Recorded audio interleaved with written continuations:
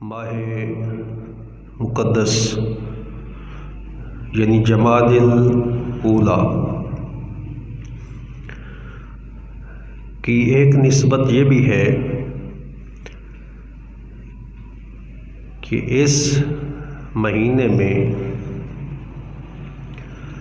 حضرت علی شیر خدا کرم اللہ وجہ الکریم خلیفہ چہارم داماد رسول پاک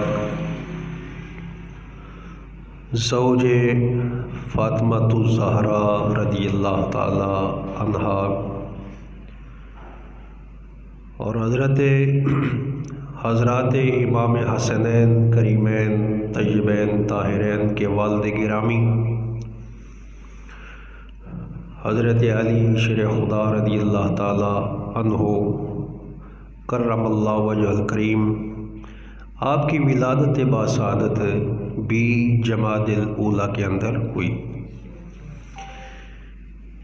جب حضرت علی شیر خدا رضی اللہ تعالی عنہ آپ کی پیدائش مبارک ہوئی تو آپ کی اماں جان حضرت سیدہ فاطمہ بنت اسد رضی اللہ تعالی عنہا خانہ کعبہ کا طواف کر رہی تھی۔ عین خانہ کعبہ کا طواف کرتے کرتے اسی کیفیت میں حضرت علی رضی اللہ تعالیٰ عنہ کی پیدائش نزدیک آ گئی۔ تو ایک روایت کے اندر یہ ہے کہ آپ خانہ کعبہ کے اندر تشریف لے گئیں، اور ایک روایت میں ہے کہ دیوار پھٹ گئی اور دروازہ خود بخود بن گیا، تو آپ کی والدہ ماجدہ فوراً طواف کرتے کرتے خانہ کعبہ کے اندر تشریف لے گئیں، اور خانہ کعبہ شریف کے اندر حضرت علی شیر خدا رضی اللہ تعالی عنہ کی پیدائش مبارک ہوئی۔ یہ پوری کائنات کے اندر آج تک واحد حضرت علی رضی اللہ تعالیٰ عنہ کی یہ شان ہے، صرف کہ آپ کی پیدائش مبارک خانہ کعبہ کے اندر ہوئی ہے۔ آپ کا ایک لقب مولود کعبہ بھی ہے۔ مولود کعبہ کا مطلب یہ ہے کہ کعبے کے اندر پیدا ہونے والے،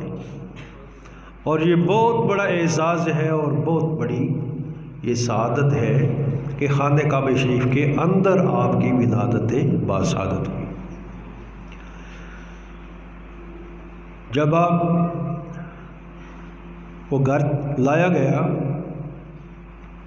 تو آپ کی آنکھیں بند تھیں، اور کسی کے اٹھانے پر یا پکڑنے پر آپ نے آنکھیں نہیں کھولی۔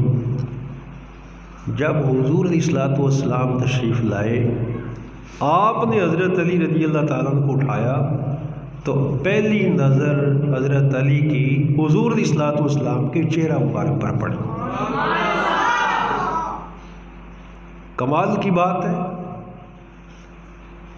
پیدائش خانہ کعبہ کے اندر اور پہلی نظر حضور علیہ الصلوۃ والسلام کے چہرے مبارک پر۔